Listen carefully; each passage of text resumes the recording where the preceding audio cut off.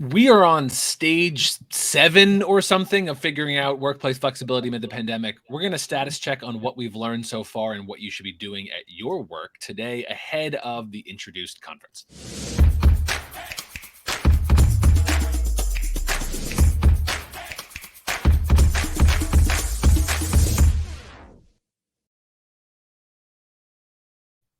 Hey, I am Chris Wink. I am the CEO and co-founder of Technically, the news organization with a community of tech professionals. Ahead of our Introduced conference on May 12th, we are having conversations around building and growing and sustaining better companies.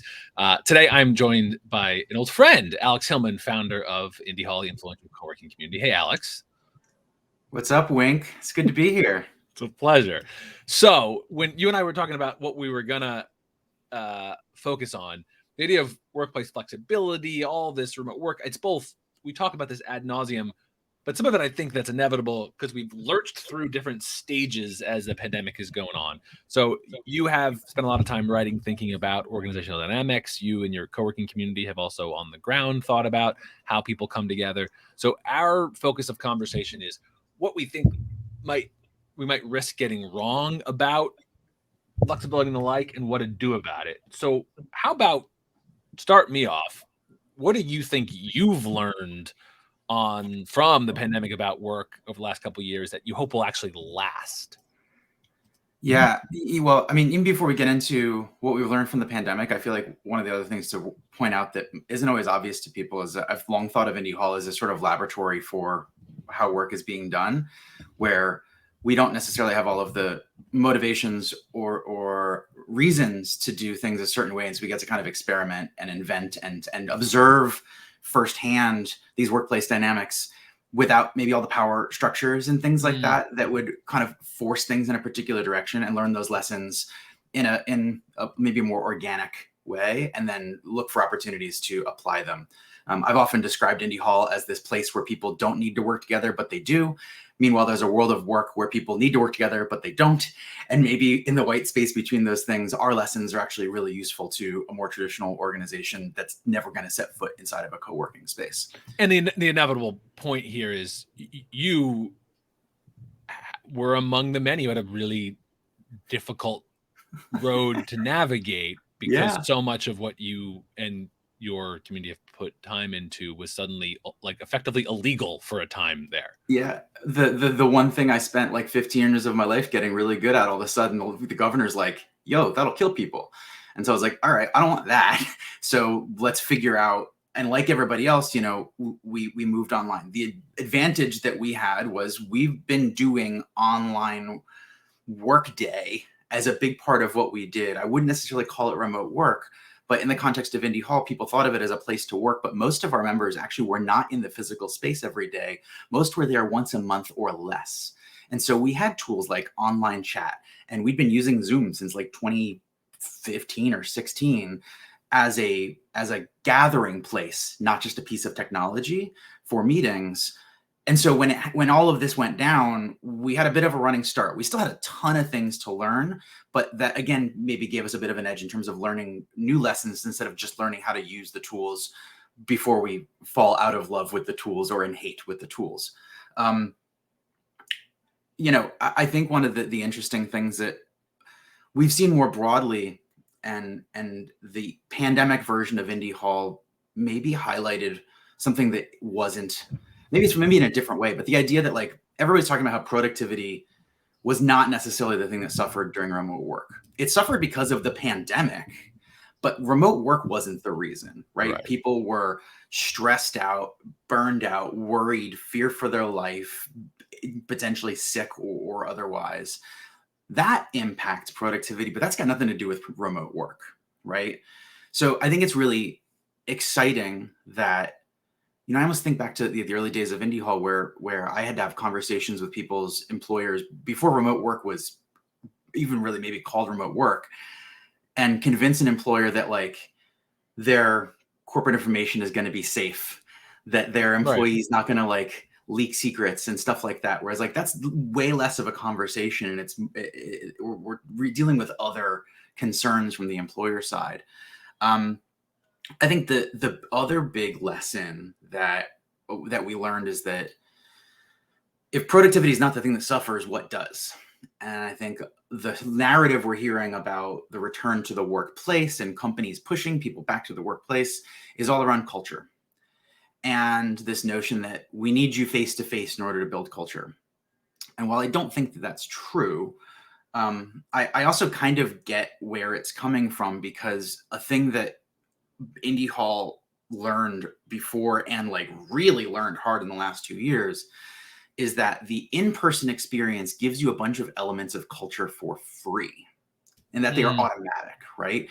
I think the biggest one is the element of serendipity. Overhearing conversations that you didn't plan to be a part of or learn, the bumping into somebody that turns into, a relationship, somebody who can maybe help you out, or you can earn trust from, or vice versa, to get help with on problems or challenges and things like that.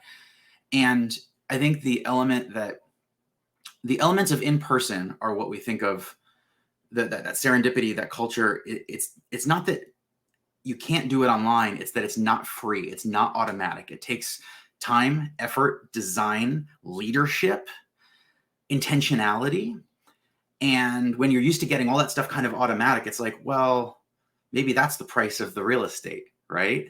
And I feel like that's the equation that's happening, but maybe not being talked about. And with Indy Hall, we had an opportunity, and we had a very clear incentive, because unlike a company who's got employees that they have to pay, we've got members who are paying us for that access to each other, for that social support when they're having a rough day, for the celebration when they have a success. Those are the elements of culture in a workplace that I think people like actually thrive on. And we had a financial incentive to actually figure out how to make some of those things happen in an online only experience.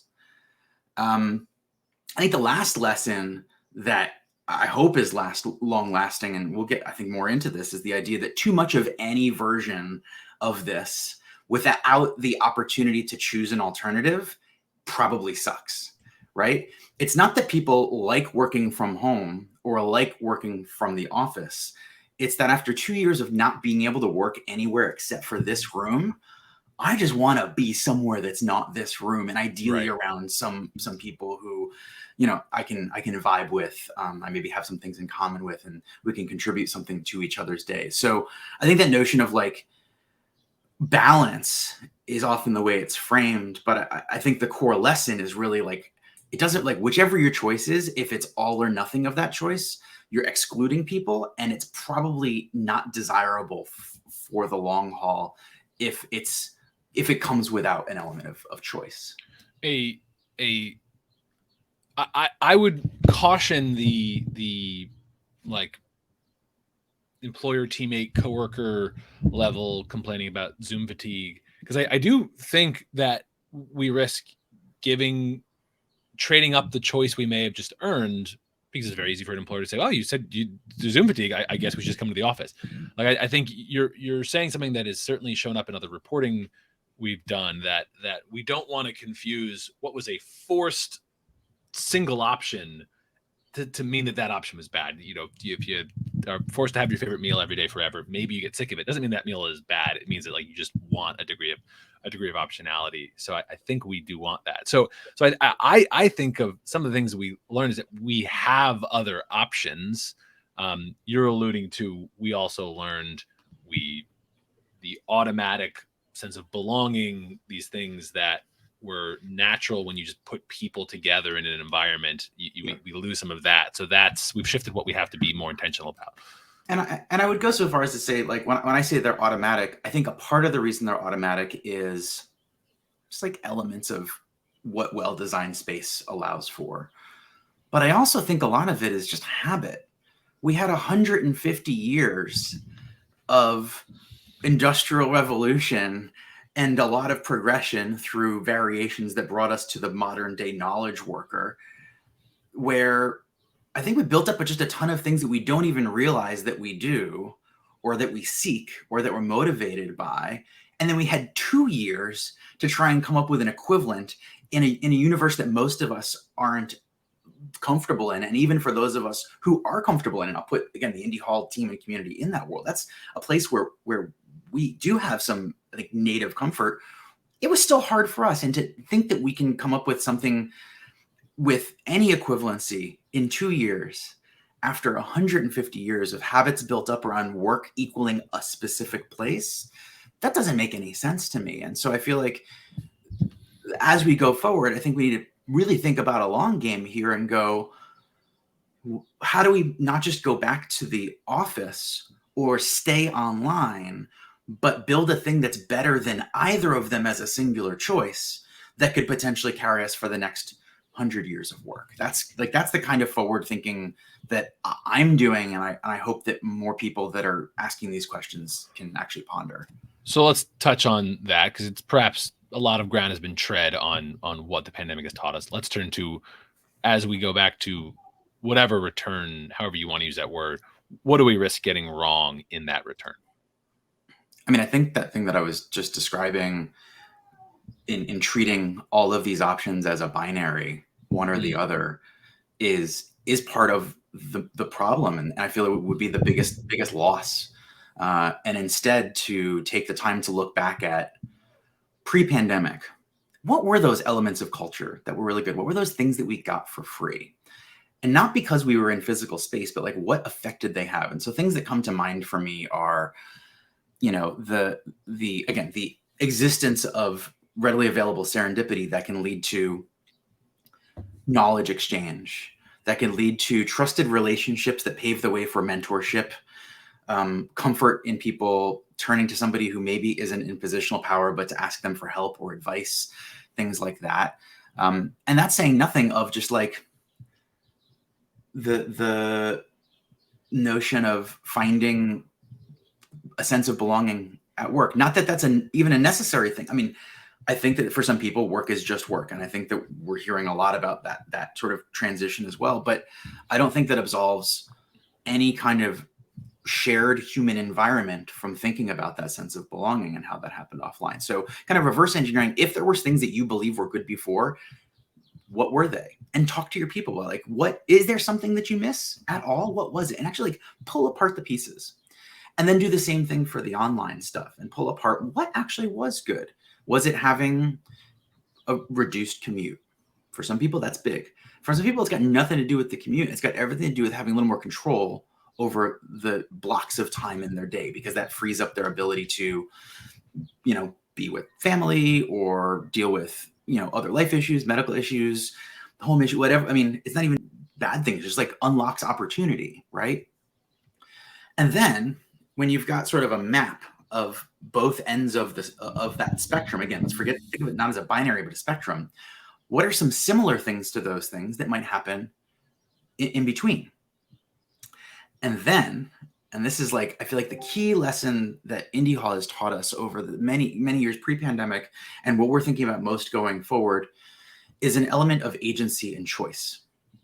And going, we believe that this is good at the in-person end of the spectrum, and here's all the reasons why, and here's why you told us it was good. And we believe that here's the elements of online that were good and that you told us you believe are good.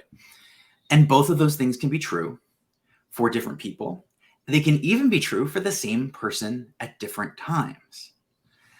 And I think the big thing we risk getting wrong is being stuck in a binary and instead of a spectrum. And then also the reality is, I go back to what I said, 150 years of thinking of work as one place, right? And the most extreme version of that, the factory work floor, you stood in one place and did one task over and over and over and over all day long. A lot of knowledge work actually looks kind of like that, where you're expected to be in a place and do a version of a knowledge-y thing. It's maybe more integrated with other tasks, but it's like, it's actually not all that different. This is a very industrial mindset. And so one of the things that I have not seen anybody talking about, and I think would really unlock an incredible amount of potential, is not just showing people that there's more than one choice that is potentially good and why, but also helping teach people how to choose, right? And I think it is, we don't learn that anywhere in school. We certainly don't learn it in the workplace. How do you learn yourself? Learn your habits, learn your preferences, learn how to kind of read your own mood, learn how to think of your work as more than one task or more than one set of tasks. This is my brainstorming creative work. This is my operational repetitive work. This is my collaborative teamwork. And even that's like pretty blunt in terms of categories, but it makes sense to me that each of those might have a different environment on a different day with a different set of contexts. And there's sort of like a decision tree that people can learn how to choose what's best for them. And I think in learning to prioritize what's best for you is important, but then also factor in what's best for the team and how I work with my collaborators, what's best for the project and the outcome, what's best for my goals, what's best for the company. And I think doing it in that order, I think allows for a whole lot more buy-in. But the key comes down to, I think, a core communication of you've got more than one option and they're all good options. And I want to help you pick the best option for the context. And I guess the last thing I'll say in terms of like a thing that we've deployed a lot within Indy Hall, because if that sounds like a free-for-all, it most certainly can be. But there's this idea of choice architecture that comes from the design world, where I mean, the analogy I always use for anybody who has kids is when you're getting the kids ready for bed and they they don't want to go to bed, and you kind of put your foot down and say, you're going to bed now. You're not going to bed anytime soon. You're going to a temper tantrum, and then eventually they'll cry themselves to sleep. But a thing I've learned from a bunch of my, I don't have any kids, but I have friends who I assume are good parents. They say, when I figured out that I can tell, do you want to go to bed in 10 minutes or at the end of, this cartoon or after the book? Give them a choice or a set of choices where whichever one they choose, they're going to bed sometime in the next 30 minutes. But because they feel like they chose, you avoid the whole temper tantrum. You avoid the crying themselves to sleep, and they feel like, and I feel like there's probably a long-term impact of just like learning that, oh, I've got choices, I can make a choice. I feel like it's a big impact you can make on a kid, and it's a huge impact you can make on a team member, an employee, or again, you can deploy to yourself. What are my choices? And do it in such a way where all of the choices are good. All the choices are desired outcomes. Maybe slight variations, and maybe they're not all the most optimal, but regardless of which one they choose, it's going to be good.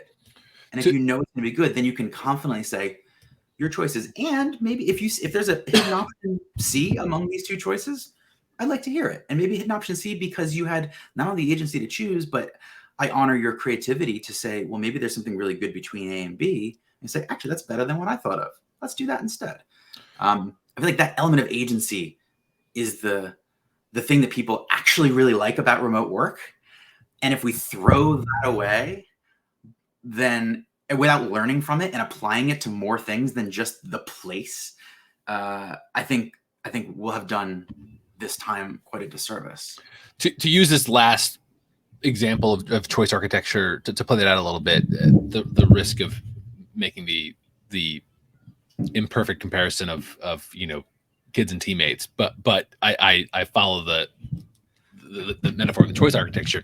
Like, to play that out for folks who might be watching, you kind of would say, well, look, we have heard that lots of people do like some time in person in an actual office. They like it.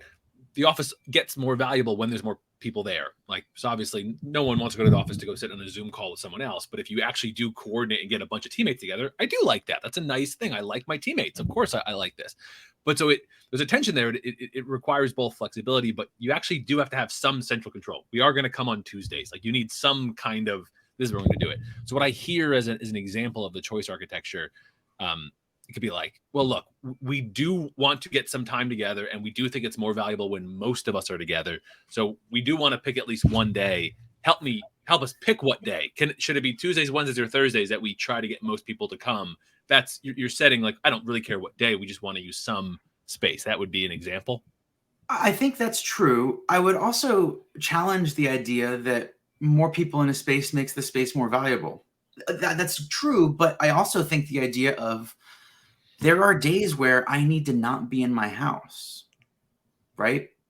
Whether it's for, as something as specific as there's other things happening in the house, things happen in the neighborhood, I cohabitate with other people.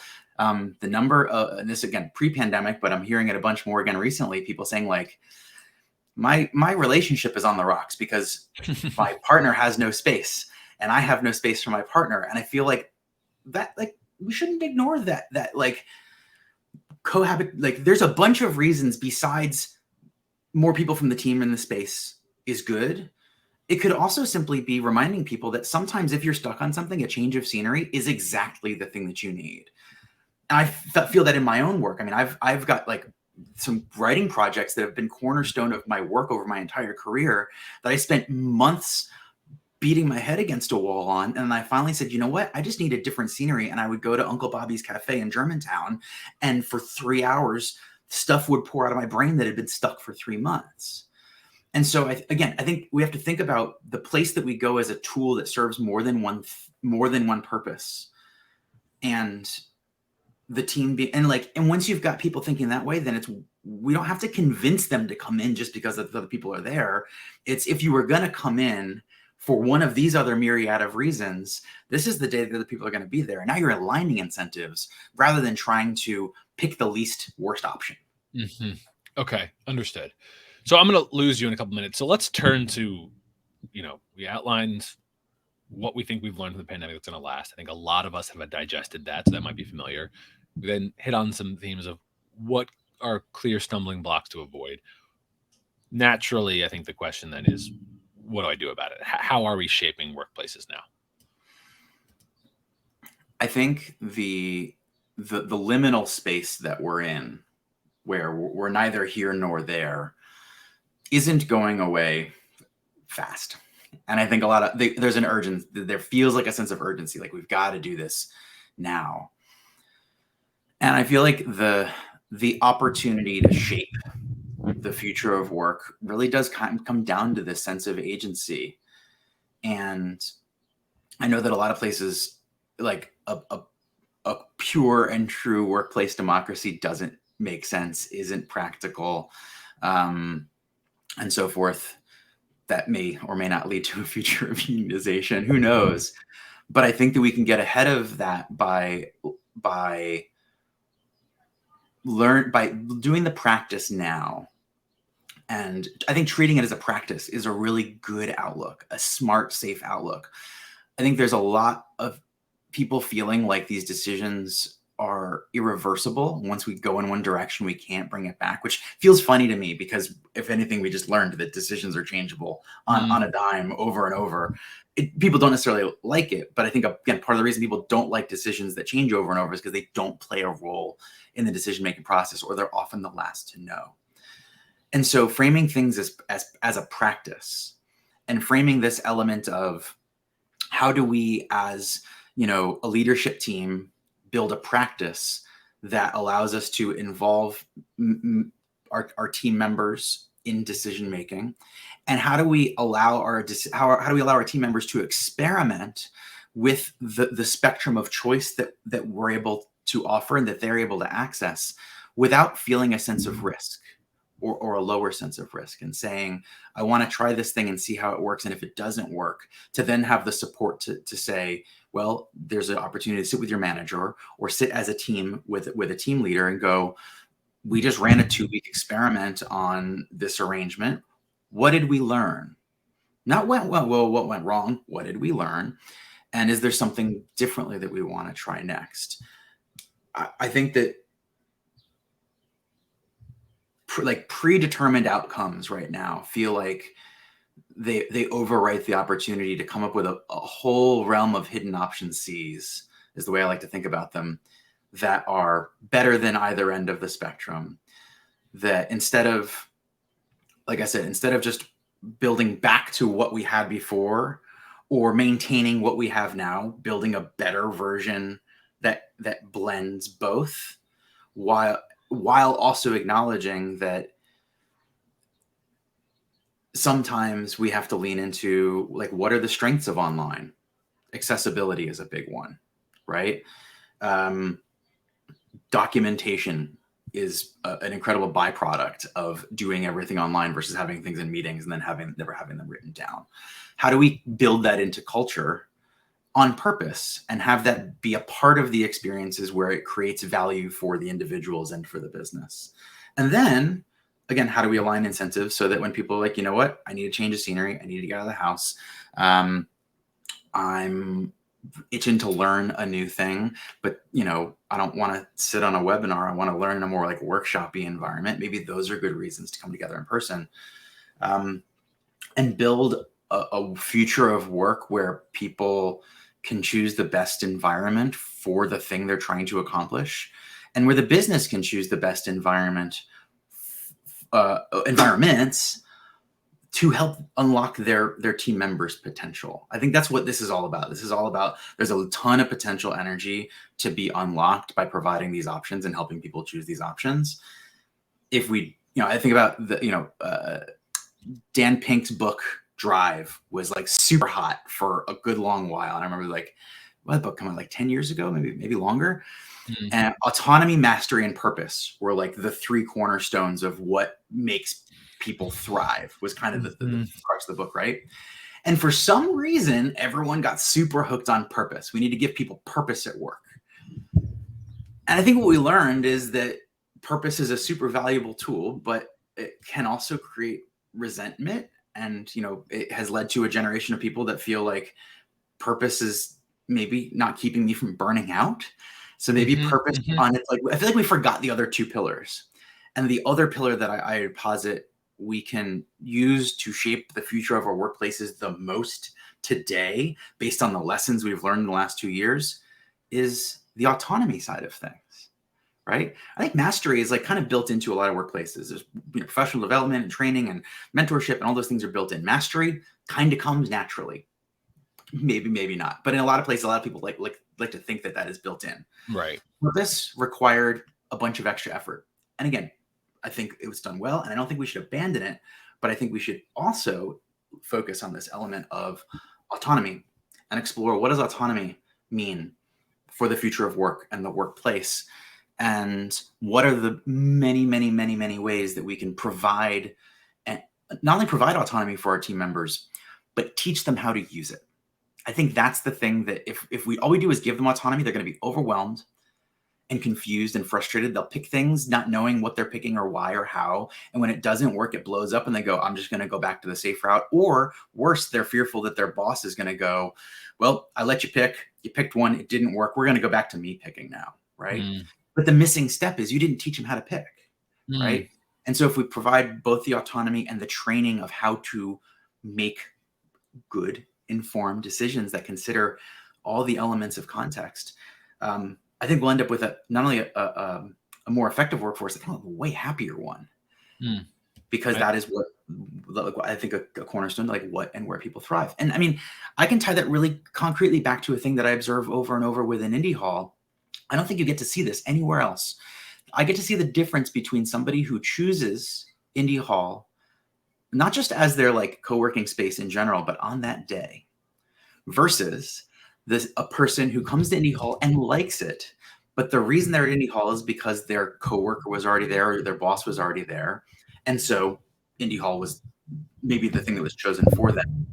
And they come in because they believe they're supposed to, or they have to, because their teammate is there. They do not have the autonomy to choose to be a member of Indy Hall and to be at Indy Hall on that particular day. The difference between those two people's experiences, and it's not to say that one is bad and one is good, but one is good and one is extraordinarily better. And more importantly, in the context of everything we're talking about, long lasting. Those people who have to come in, they last as long as they have to. And when they get a new job, when their situation changes, they're the first to go, because it was just a transaction. Versus we just ran numbers, average member lifetime at Indy Hall, people who do not have to come to a place, is coming up on 5 years. 5 years to pay to go to a place because they'd rather be there than at home. They'd be around those people than whatever the alternative is. That is the result. The only difference between those two people is an element of autonomy and having the support that we provide to actually deploy it. I think autonomy is an important way to end this. Alex, thank you so much for your time. You're very welcome. All right, everyone. Thanks so much to turning this conversation around introduced. You'll see a full recap in the links below. We'll put some links to Alex in addition to the full introduced recap.